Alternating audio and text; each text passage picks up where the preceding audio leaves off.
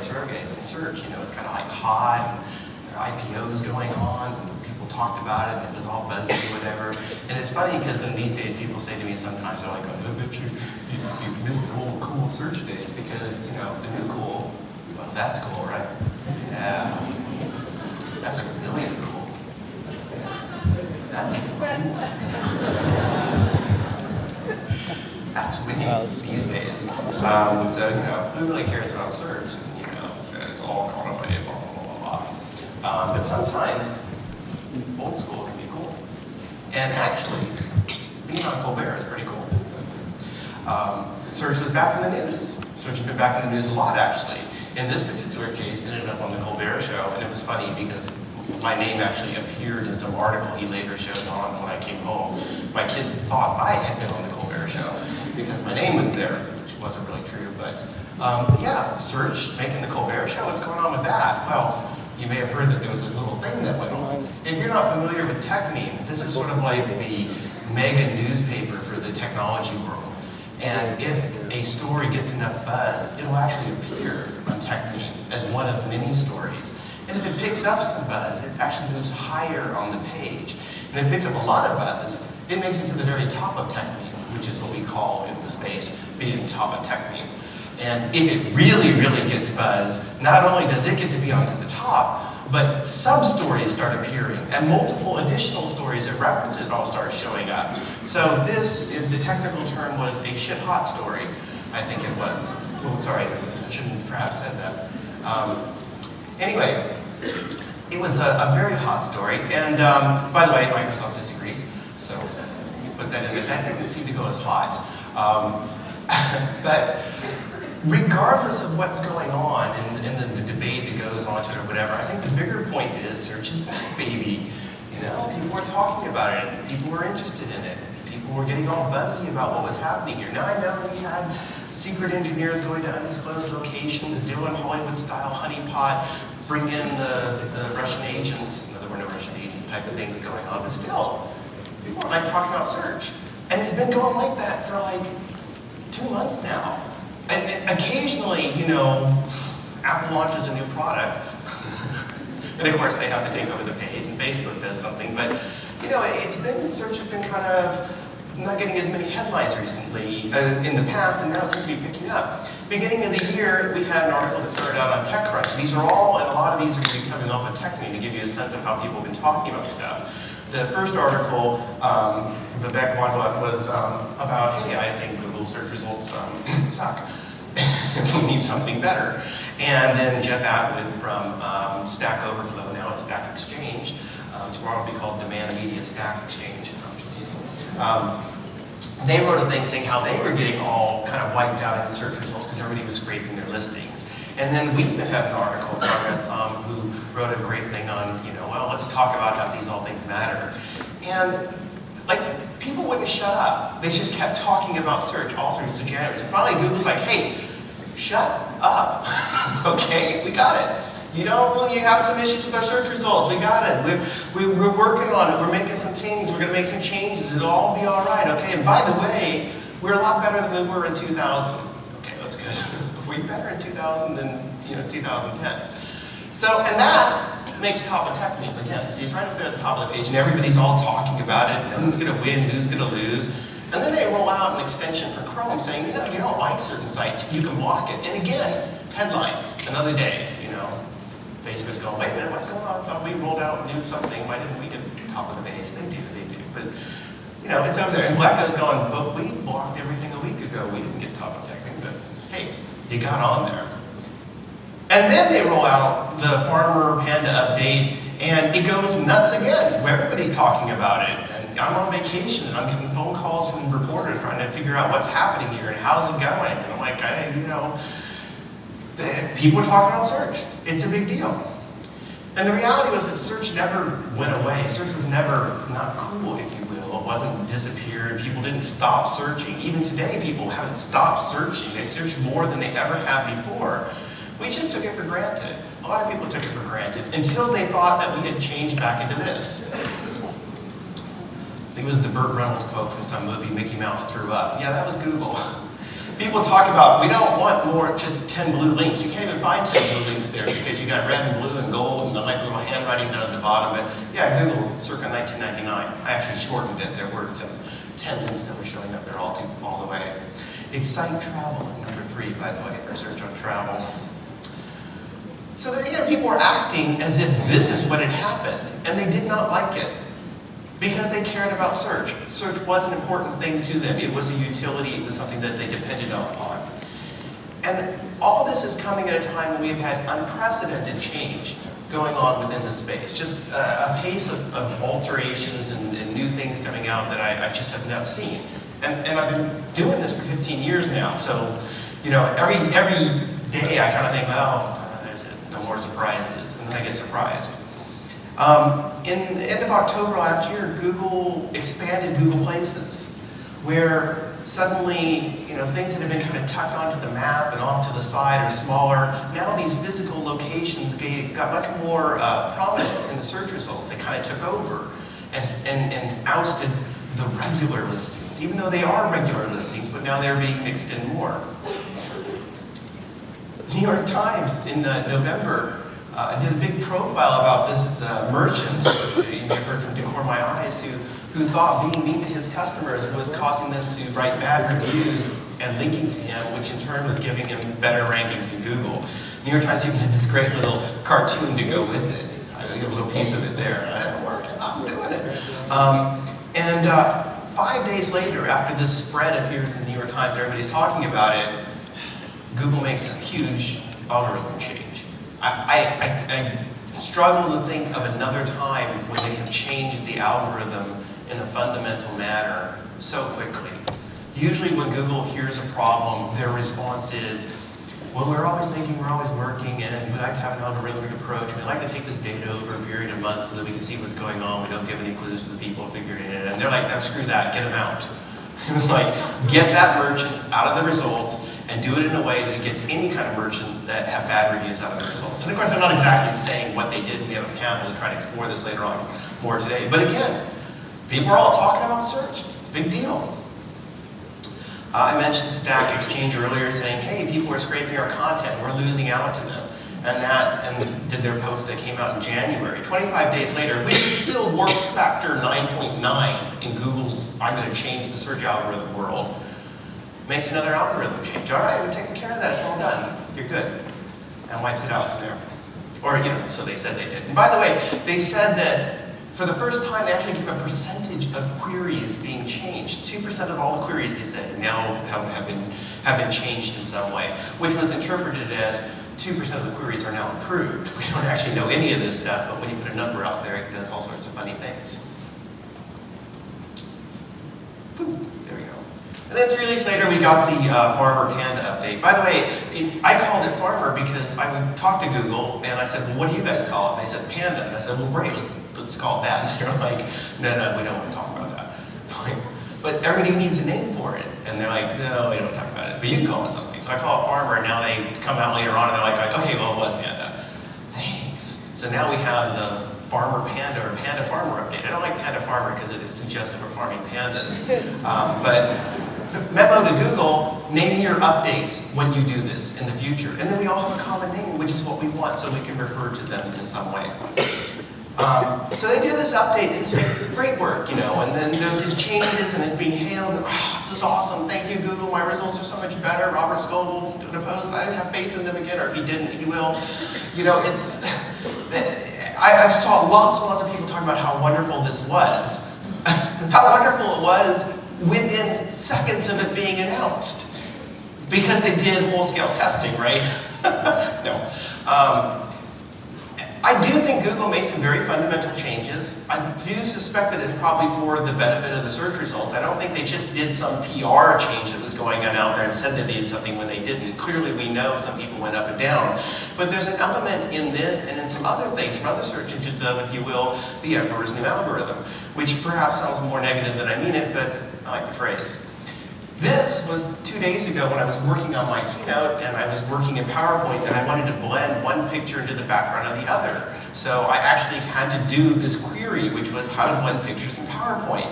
The first result is from eHow, which people assumed was going to get wiped out by the Farmer update, and in fact seemed to come through with flying colors. It's a demand media property.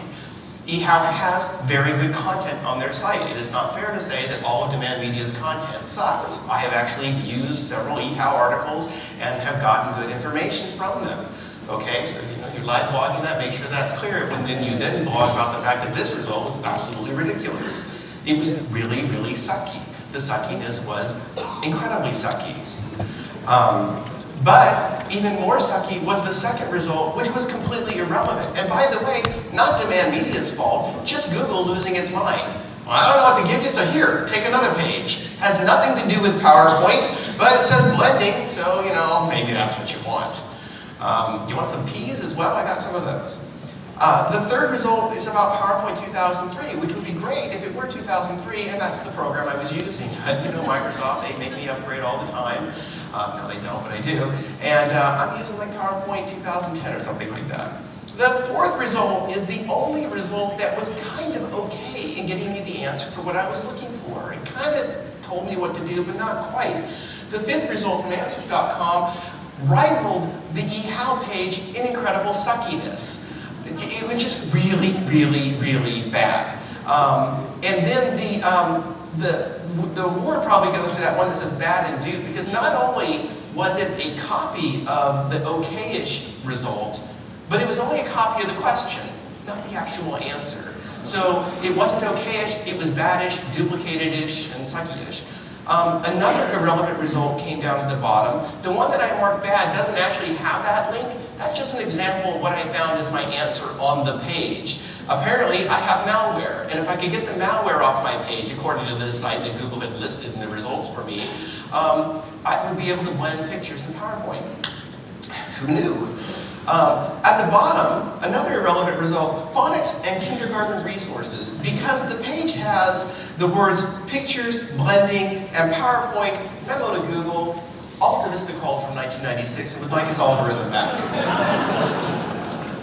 By the way, I saw this same sort of thing like when Pleco announced we're getting rid of all of our content farms. When you get rid of all this stuff, suddenly there might not be anything else to put up. And then you start getting into these irrelevant things that come. And then there was just another bad result down at the bottom there.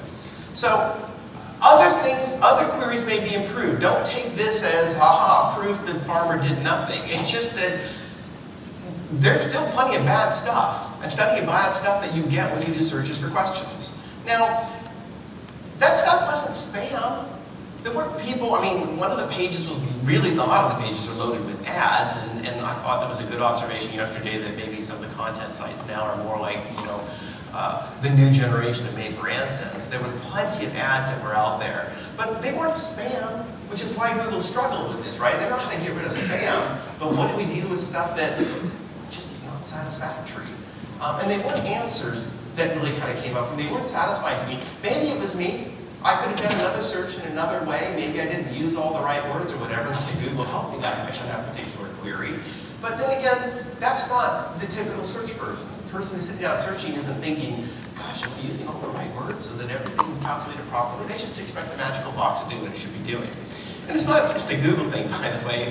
Bing had just the same incredible sucky results that I showed you from Google. And Pleco had the same incredible sucky results as well. You can go through them as you want later on, have fun with it, knock yourself out. You got, over on Pleco, I have one of those irrelevant things like plastic surgery practice and how to do actually, that one might be all right, but there was another one that was on there. And I think you had the same sort of thing on Bing as well. So it's not just, it's not just that, this is a Google issue.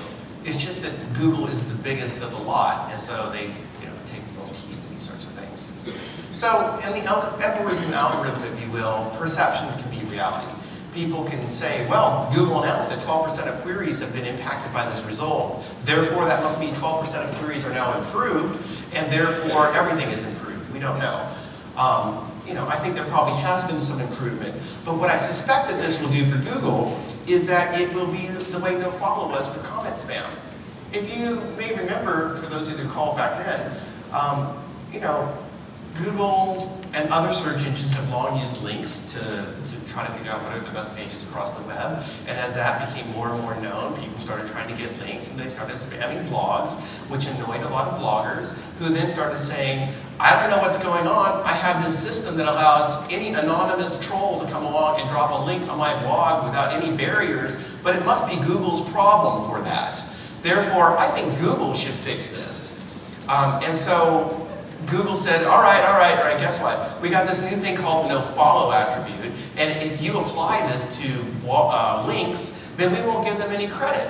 And that's one of the things you guys seem to want, so there, now you have it. So all these blogging systems implemented it, and suddenly people stopped yelling at Google about the blog spam problem. Didn't go away, right? Anybody run a blog? Maybe got spammed? Who's spamming a blog right now? Right? Didn't go away, didn't stop anything, didn't become less annoying, it didn't suddenly cause everything to be better, but it got it off Google's back. Really, really well. Nobody really screams at Google about blog spam these days. I just don't see that happening. And similarly, the Panda update or the Farmer update may help diffuse the whole content farm problem that probably was overblown as a problem to begin with. So what are we going to fix next? Anything left? Or are we all good? Everything's fine. There's lots of things going on because the links, they've got a lot of leaks in them. The pipes cannot hold, Captain. Here's another big hit story that came along, and this was about JCPenney, which was apparently buying links. I don't know if you're familiar with this, but apparently people will buy links to try to influence their rankings. The New York Times discovered it and decided that they would do a big profile of JCPenney. It was not a new story. You've had plenty of major retailers that are doing this. It would not be hard to go find other major retailers that were doing it that way. Usually it's just that no one wants to get involved with outing them, right? Because you're not the New York Times, you don't want to be some independent blog that's going to get the, kicked out of you by JCPenney. But, the New York Times, they can work that. And it's a great story, right? It's a fascinating illustration. And sometimes I think we forget in the industry that this stuff that we've taken for granted and we think that's the way it is. Everybody else, when they finally realize, they go, what? No, that shouldn't happen. So you have this big thing about buying links. So now nobody buys links. That's all done. It's all over with. I mean, Overstock got dinged on paid links as well. And now everybody has stopped buying links and the world is safe for Google. Not, right? People are still buying links. It's going to still keep going on. It still happens. It's not that the problem is diffused. Maybe, finally, some big brands and major retailers will decide that, okay, we got to stop doing that. More likely, what will happen is they will continue to be like JCPenney and say, we never bought links. It was the SEO firm that we hired. And they'll just keep hiring SEO firms because they need some chump that they can throw out the window for doing something that they probably shouldn't have done in the first place. But, it's not our fault. Then you have the pseudo-paid links, which is, I know someone, he's going to give me a link, or they're going to give me a link, or you gave me this sort of thing, and was that supposed to be disclosed? I don't know if it's supposed to be disclosed, or I'm linking over to my Amazon affiliate. Oh, so I'm supposed to put no follow on that, or all sorts of things that, are they paid or not? And do they have to be policed or not? It makes my head dizzy when you start going through all the gray areas. Spam has not stopped, and it's going to continue on, so that's still an issue you have to deal with. Oh, by the way, going back up to paid links, right? Google didn't see that JCPenney was buying all these paid links and that therefore was diffusing the problem the way that it was supposed to happen, that they tell us that they were going to do? No, they clearly did not. Otherwise, there would have been no article to write. So, I think that's still going to be going on. Then there's this new thing I just coined called pension links. This is for sites that have got a lot of links in the past because they were created in, 1908. And they may not even be related to what they were before, but they've got so many links that they're really powerful. And they've gained all this stuff, and they're just kind of kicking back and retiring and going, I can write whatever I want, I don't care. Not my grass. And, new sites are coming along, and like, how do I compete in this kind of space? Where's the fairness in that? Do old links always have to trump new links? There's no-follow madness, which is no-follow everything. Wikipedia, which is probably one of the greatest beneficiaries of incoming links, cannot figure out a way to actually reward external sites with some of its own link credit, right? We all link to it. It'd be nice if occasionally maybe some of the editors or someone could figure out a way to say, this is a good site in this topic and we ought to put some of our authority and give it back. That would be nice, but it's just me. That's part of what I mean by the ought to follow links. That we really ought to have more of a thought of, can we reward sites that deserve to have that kind of linking? That's what the whole thing was supposed to be based on. That's what the link analysis systems were designed to do, which was to look at links as votes, figure out who's getting the quality votes, and reward people in that way. And it's just like gone. And when that's gone, the entire system starts breaking down. And the way you fix the system when you break something down, the way they're fixing it right now, is a lot of duct tape. And duct tape is awesome. The number of things you can fix with it. Car bumpers, fenders, people on Mythbusters built a sailboat, which was great. It really was great. Sailboat, no, duct tape. But these are not permanent solutions. You need something better. You need a new bumper on that car. So we're desperately seeking new signals at the search engines. What on earth can we use in place of links that are now been our primary ranking mechanism for 10 years and are feeling really, really aged? What else can we do? And by signals, I mean they've used things like the word in the title tag is the word on the page, is the word in the anchor text. What are the quality of the links? What's the authority of the domains? And all these other things that we know in terms of how you're going to rank a web page. But what else can be used? What else can be put into the mix? One of the things I did, I've written an article on it called Search 3.0, and I talked about it in the last time I did a keynote at SMX, was this idea of Search 3.0 as vertical search results. That search engines are going to bring more vertical results into their listings, because when you go vertical, you cut out a lot of the noise, and it's easier to get more relevancy in a particular area.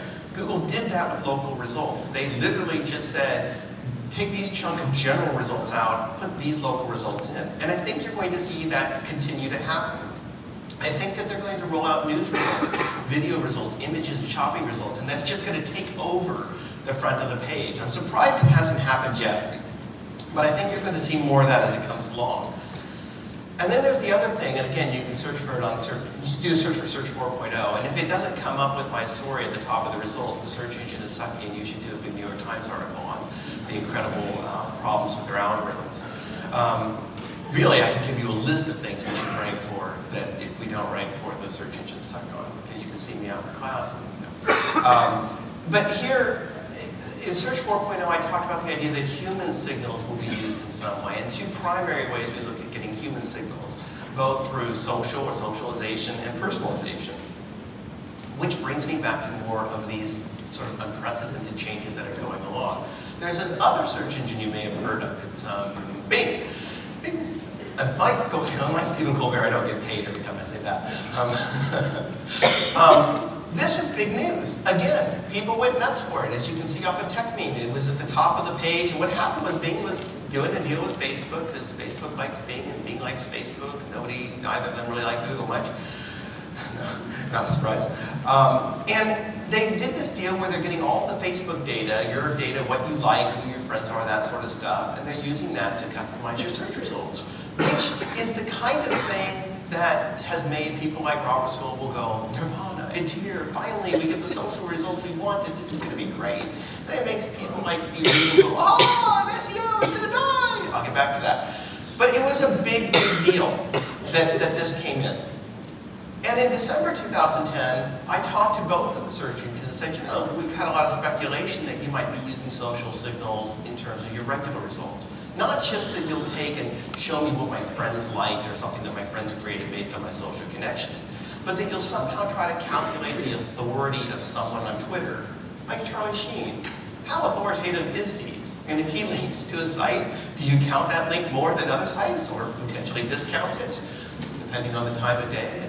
But, how do you deal with all this sort of stuff? And so, I've got some answers from them, and it turns out that it's actually impacting our regular search results.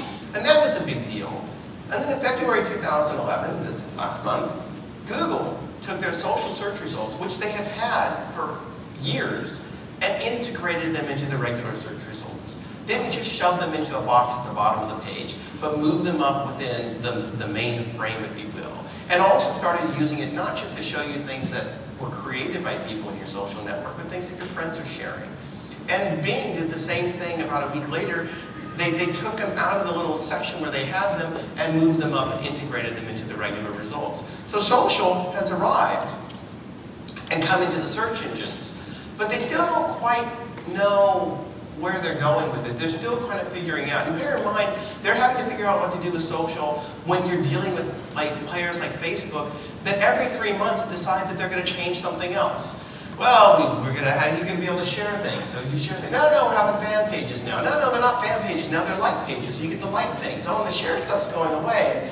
You know, tomorrow, I don't know, they'll be called Zuckerberg buttons. And every time you zuck something, it'll be better than a like. I don't know. But they change things all the time. Oh, now we have Facebook comments. So, you know, the comment now counts for 8 billion zucks, because then if you comment, then you'll do better on Facebook. So we want to factor it that way. But I'm really, really fascinated by another thing that's going on in social that I think is the real challenge for the search engines on what you do with the social data, which is how people are searching already within their social networks. And I call it the anyone know search. And if you search on Google for anyone know, or search on Bing for anyone know, my article will be #1. And if it's not, then it's a failure by the search engine. Maybe you put in my name, that might help. But if you do this search, you see things like this. It'll tell you more about this and what's going on. But the crux of it is, I am somewhat bemused that our highest use of Twitter, for example, is that, say, Domino's monitors it to see anybody who searches for Domino's and complains, and then reaches out to them. Which to me is the search engine marketing equivalent of saying, woohoo, I just searched for Domino's on Google, and I'm #1 for Domino's, and I'm Domino's. I am an awesome search marketer. No, what did you get when you searched for pizza? And what I think Domino's ought to be doing is running searches on Twitter and Facebook for anybody who's doing a search like anyone know plus the word pizza. Because then you're finding people who are saying, I need help with pizza. Domino's can then market to them. And I actually ran this experiment as my article went, where I did regular searches for people who were saying, anyone know Google? Anyone know SEO? That's all I did for a week, saw what happened. And I answered them, and I answered them from an account that was not my regular account, didn't have the little verified thing, didn't have any followers, didn't have any sort of particular authority. And all I did was say the answer to their question and a link back over to something with more information on search engine link. And they all thanked me. I mean, not all of them. Nobody yelled at me. I got a lot of thanks because it was just helpful information. And it's really incredibly personal search marketing flipped on its head. When you do search marketing, right, you're hoping to reach all the people who are searching for pizza and then show them your pizza stuff, but you don't actually know who the people are. In this kind of case, you actually know who the person is, and you can see what they're actually looking for. In this example, I did this search on Twitter, and it's like, does anyone know? And the ones that are in yellow, it's actually kind of red. I'm still experimenting with PowerPoint, but that's the best I could do. The first one, does anyone know good piercing places in the West End? I mean, I don't, but if I was a piercing place in the West End and I'm doing a regular search for does anyone know piercing, this is someone who needs help. And they're asking help of their friends and followers, but they're also asking help for anybody. Similarly, does anybody know what happened with the iCow? Does anybody know about this tune? The tune, by the way, is the Bonanza theme song. I'm pretty sure. I actually went and listened to his little... He uploaded himself whistling a tune. It's stuck in my head. I need this madness gone, right? Does anybody know about, opportunity for an NGO? This is search marketing. This is what people do on search engines all day long, is type in searches looking for help. Now they're doing it on social networks with their faces attached to it. Here it is on Facebook. You really have to drill into this on the Facebook. You have to do a search. Then you have to get the results. You have to go down. You got to find the little section that says search like everything. Then when you do it, you have to select the updates from everyone. And suddenly, you can see what people are saying to the entire world. And some of them even know they're saying it to the entire world. Some of them don't have a clue. But same thing. Does anybody know how to say, this is a good life in other languages? I love it. Why don't you Google it?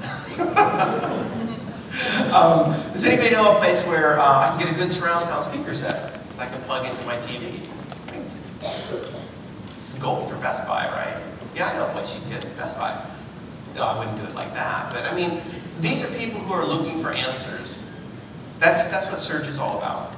So before search engines in the BSE era, which went on for hundreds of thousands of years, as long as we've had questions in our minds, right? This is what we did before search engines. We would talk to our family, we would talk to friends, we would talk talk to experts, doctors, professionals, lawyers, researchers, librarians. These were our search engines. These are the people we turned to when we needed to get answers. And it was helpful in some sense if you could get around to enough people, but it could be time consuming. And you might not get a fast answer from everybody right away. And then we got this. This was a revolution that is simply not appreciated. It is incredibly disappointing how unappreciated search has been. That it took thousands and thousands of years of how we ask questions and threw it aside. And suddenly this became the way we got our answers. It is revolutionary. It really is. You could do that sort of thing earlier if you were like at a newspaper. You had things access to like a LexisNexis or whatever. But the average person did not have access to answers with that kind of speed. And it was kind of awesome after search engines, or really after Google, because at one point suddenly we had this shift where a lot of people forgot that there were other search engines. It also became about Google. We like these things, I think, because they were fast. They seem to be consensus-like. I got a list. It must be the best stuff from across the web, because it says 1 out of 10 of 800 trillion. So that must be the top 10 things that are out there. It seemed trustworthy. It was confidential. You could talk to it, and it didn't judge you about, whatever disease you were worried that you might have. But it wasn't always that good in some of the answers, and it especially might not be good if it was subjective. Should I get this phone or that phone? I don't know. And I don't want to have to read all that stuff. I'd rather have some people I really, really trust just tell me. And especially if they can tell me without saying that they have reviews of the phones, and it turns out not to be reviews, and instead it's just a list of pages that link me to other pages with ads on them and so on. What has happened is humanity is now caught up with that search revolution in a sense. The social networks have digitized people in the way that the search engines digitized web pages and knowledge. And they've made people searchable. It really is incredible now. You can go through on your social networks and you can throw out a question to people that you know and get answers back in Google-ish time, right? For search engine-like time. You can get these kind of answers that will come right back at you. Maybe it takes a bit longer, but you do get answers. Sometimes you get answers that beat what the search engines give you, that are very satisfactory. I'm fascinated on how we have caught up with it now. Now we are these digital creatures that can be searchable. And that's the challenge, I think, for the search engines, is how do they integrate that?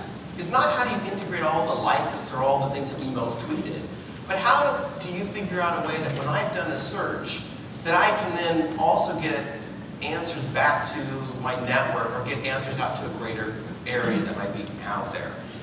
And you have startups that are trying to do this sort of thing. You have people like Replies with a Z at the end, or you have people like Quora, and you have any of the older answer sites that originally went down that path and then just seemed to turn into, we get our traffic from Google. Even something like Stack Exchange, it's interesting, right? Because when they were really upset that they lost all their traffic, they said, we get like 80% of our traffic from Google. Really? 80% of your traffic comes from Google? Because what that tells me is, you're like a Google leech. You don't actually have an existence outside of just showing up in Google search results. That you don't have people who come to you and seek the information from you directly. Or you just chose to choose your referral traffic and not your direct traffic because that made a bigger chart. But I don't know that people are necessarily going to turn to these sorts of things. I don't know that suddenly we're going to want to do our searches just at Quora and at Google or Quora and Bing or whatever. Will they merge in together? Or will we have to keep these kinds of things separated? I don't know. We'll see. The other kind of big change on that whole human search thing that's been going on is the personalization. And two big earthquake dates, from your Searchquake dates here. December 2009, February 2011. 2009 is the first two at the top. It's Friday afternoon. Quiet, calm day. Getting ready to put on my rollerblades for an afternoon. Suddenly, Google announces personalized search for everyone. They personalized everybody's search results, regardless of whether or not you were logged in. People still don't know this. I was at the TED conference last week, and this guy's on stage going, all the results are personalized! I'm like, yeah, they've been personalized for 2 years. Where the hell have you been? Right? They've been personalized in that way, and people still do not get it. I was so like amazed, and by the way, that article there that was it on TechMeme. And if I showed you in the context of TechMeme, it was one small article at the bottom when it was first announced. Not one of those top of TechMeme things, not one of those other stuff that I showed you or whatever, just, yeah, all right, whatever. So like, then I went back and I said, hey, I wrote a second article, they personalized all your results. This was a really big deal. This was a really, really big deal. And that went to the middle of TechMeme, nobody really cared. Then last month, Bing announced that they are personalizing all of their search results. And that was a big deal, because now both the search engines have these personal results that are going on. And that went straight to the middle of TechMeme. I mean, seriously, people lose their minds over a one-time update that has changed the search results, and which always are changing. And that is attracting the attention of the Wall Street Journal, the New York Times, and the Times Journal of Arkansas, and you name it. Everybody's going ballistic and nuts or whatever. Bing continues a trend of all of our search results being personalized, and it should be more than that. There are no normal results. There are no normal results. There are no normal results. If I say it over and over again, it makes it more true, I guess. I don't know. So SEO is dead. Thank you. I need a drink. It's a good pausing point. Again, because I do have this one article I wrote, it's something like SEO has been dead since 1987. And I go through and I'm like on year by year, and this person said it was dead, and this person said it's dead. Damn thing isn't dying. They got better drugs these days. Okay, some of the core search results, even with the personalization, always stay the same. The TED Talk that I mentioned, the guy's really upset. It's like, everything's getting personalized. We're all getting the same stuff. It's like, no, you're not getting the same stuff on Google. We're getting personalized results, but we're also getting a lot of commonality, and that's not going to go away. There always is a point where you start off with. There are vertical opportunities that continue to be out there, where the vertical search results have less competition, have less content that's there, and still provides opportunities where you're going to be doing search engine optimization as well.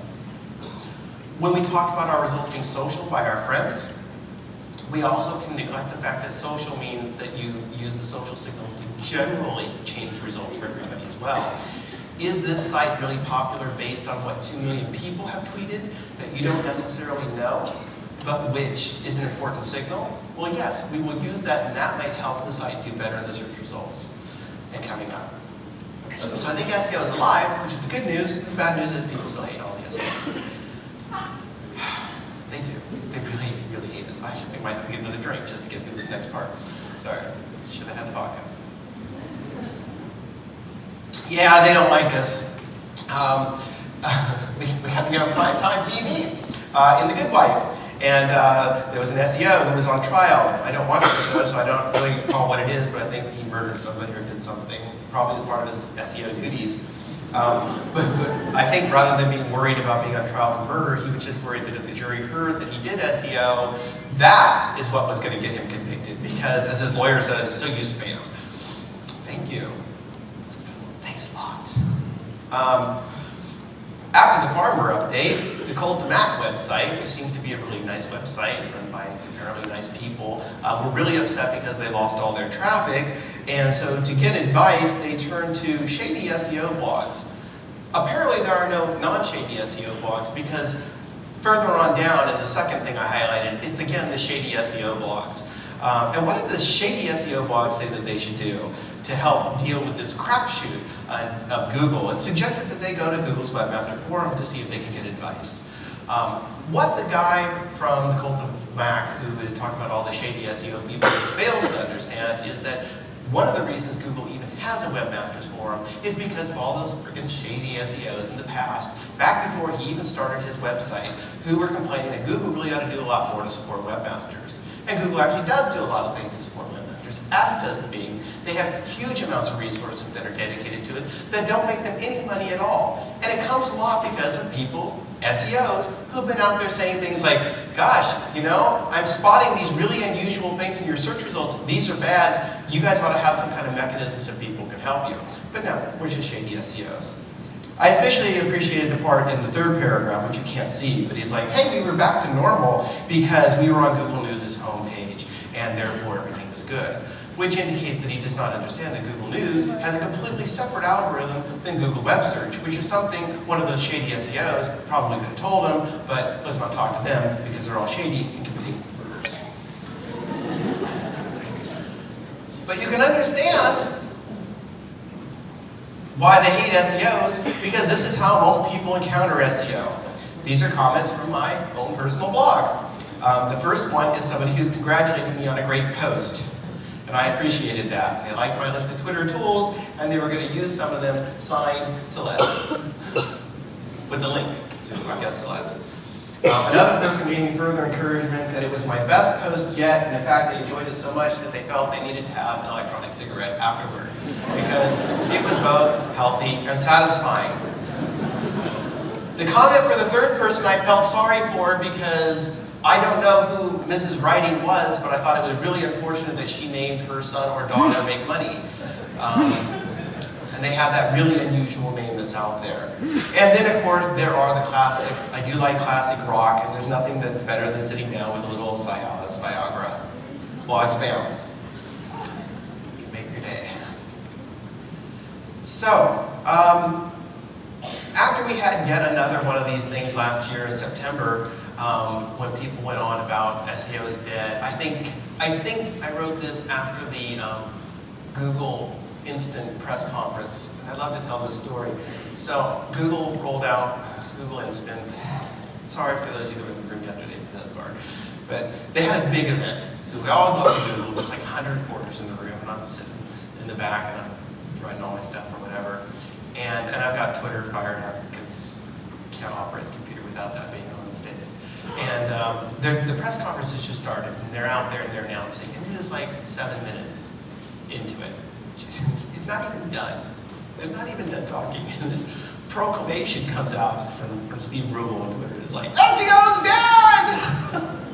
Like, dude, they haven't even shut up. We don't even know what they're done talking about, and you're declaring it. So this may have been a reaction to that. It may have been a reaction to somebody else who was hating on SEO. I honestly have gotten to the point where I'm exhausted at it. My policy now, and I would encourage more and more people to do this, is ignore it. In particular, if some idiot is walking down the street talking about, you know, the price of something somewhere, and they're not educated, they don't know what they're talking about, why on earth would you sit down and write a 2,000 rebuttal to them? So when people are talking about what SEO is and isn't, and they don't even understand what SEO is and isn't, why give them that time? There's better things to be done, and I think they've sucked up enough of our life. Which is what I was saying at part of this that I bolded, that, you know, the people misunderstand what's going on. And I don't know that SEO ever gets to be redeemed from spam, which is a completely separate thing. Maybe that's a battle that is just completely lost. But you know, I'm still kind of hanging on to it, and I'm still kind of feeling like if you want to persist in saying that SEO is, and that's it, thanks. No. If you want to persist in saying that SEO is just tricking and spamming the search engines, and that's how you want to characterize it, then I don't have a whole lot of time to be talking to you. I've got people who really do understand it, who deserve that kind of attention. And it's not about tricking search engines or spamming links or ruining web design or whatever. It is about good content. It is about doing the things that the search engines themselves want you to be doing. And that's the article I wrote. You could get that later on. I'm sure if you just search for SEO, it'll be #1 search engines. No, it's not. That one wouldn't be. Did any of you watch the Jeopardy thing with Watson? Really? Did we watch it? All right, we can watch it later. It was pretty awesome, right? You know, they had this computer come in, and he's like going, I will take that for 1,000, and, you know, answering the questions, and then coming up with it, and then beating the human beings, and then grabbing a gun and shooting Sarah Connor. Put down Alex Trebek, and I can be a host too. Yeah. It was pretty awesome, but I just had this thing in the back of my mind where I just couldn't really fully enjoy it because I knew this was possible. That I knew Watson that was sitting there and taking, as they told you breathlessly, answering questions in only 3 seconds. is a joke compared to Google, or Bing for that matter, that in 3 seconds will have answered, I don't know, 100,000 questions, more than that. They're not hanging about. And by the way, it does not crash all the time and then have all the crashes edited out, so it looks like a nice seamless thing that's operating. I'd really like to see that kind of thing happen. The search engines that are out there are incredible creatures that, again, we just take for granted, that go out there. So yeah, I'd like to see one of them kick Watson's butt. But they, as I said, are this revolution that has been happening, that is not well understood, that has really changed the world in so many ways. And you're all a part of that. And if you're all doing good works and you're all trying to get good content out there and you're sick of all the SEO haters and it gets you down, and this is true of the paid search people as well. Paid search people, I don't know if you know this, but you can actually buy listings on Google. You might want to look into this. I discovered this because back during the oil spill, BP was spending a lot of money on Google, and suddenly it seemed like the entire world discovered that there's this thing called search advertising. So you've been part of this as well, because let's face it, you're funding all the stuff that's going on. And I'm sure that you're having your own 767, just like Larry's, okay? So you're part of this whole revolution. If you're doing good works, well, be proud. Give yourself a hand. Be happy. Don't let the people get you down. I wish it wouldn't sound so trite or whatever, but I think you should feel good about yourselves. And I hope that you are continuing to do good things in search and search marketing. And that's it. Thank you for coming out to the show.